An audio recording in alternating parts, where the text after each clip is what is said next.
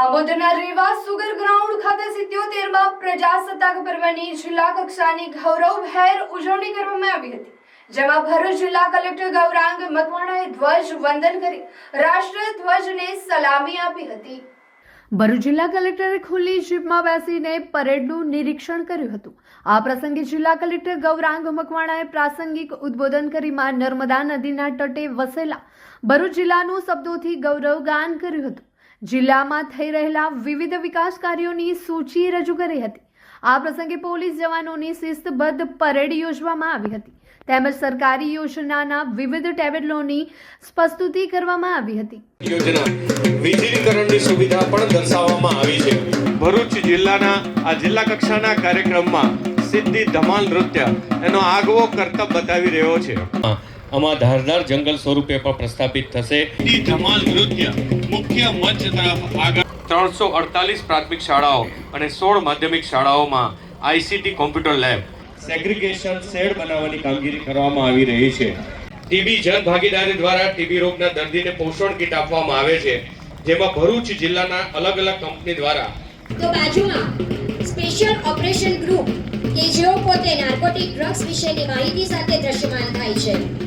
આપણે આધુનિક ભારતનું નિર્માણ પણ કરવું છે અને આપણી વિરાસતને પણ સાચવવાની છે. ત્યારે વિરાસત સાથેના વિકાસ તરફની ખેતીનો આ કોન્સેપ્ટ લઈને પાયાની તમામ જરૂરિયાતો સામેલ કરીને સરકારની તમામ યોજનાઓનો લાભ આ આવાસ યોજના અંતર્ગત આવરી લેવામાં આવ્યો છે.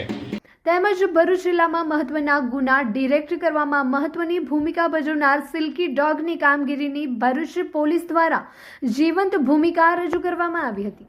આ ઉપરાંત ભરૂચ જિલ્લાની વિવિધ શાળાઓના વિદ્યાર્થીઓ દ્વારા દેશભક્તિ આધારિત સાંસ્કૃતિક કૃતિઓ રજૂ કરવામાં આવી હતી.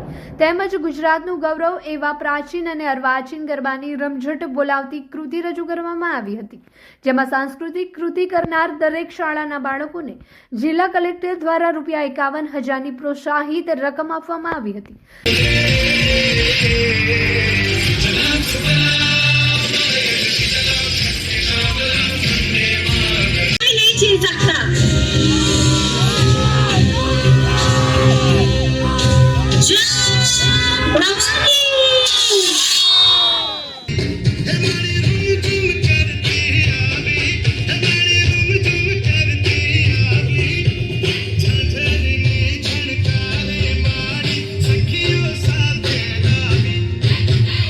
સાથોસાથ વંદે માતરમની રચનાને 150 વર્ષ પૂર્ણ થવાની ઉજવણીના ભાગરૂપે વંદે માતરમ ગીતનું ગાન કરવામાં આવ્યું હતું. આ સાથે સરાહનીય કામગીરી કરનાર પોલીસ અધિકારીઓ, નાગરિકો તેમજ રાષ્ટ્રીય અને રાજ્ય કક્ષાએ રમત ક્ષેત્રે નામના મેળવનાર રમતવીરોનું તેમજ દિવ્યાંગ લોકોનું પણ પ્રશસ્તિ પત્ર આપી જિલ્લા કલેક્ટર તેમજ મહેમાનો દ્વારા સન્માન કરવામાં આવ્યું હતું. ત્યારબાદ જિલ્લા કલેક્ટર ગૌરાંગ મકવાણા તેમજ મહેમાનો દ્વારા એક પેડ માં કે નામ સાથે વૃક્ષારોપણ પણ કરવામાં આવ્યું હતું. આ પ્રસંગે જિલ્લા પોલીસ અધિક્ષક, પ્રાંત અધિકારી, નાયબ પોલીસ અધિક્ષક, જિલ્લાના ધારાસભ્યો સહિત આમોદ નગરજનો અને નગરપાલિકા તેમજ તાલુકા પંચાયતના પદાધિકારીઓ અને હોદ્દેદારો મોટી સંખ્યામાં ઉપસ્થિત રહ્યા હતા.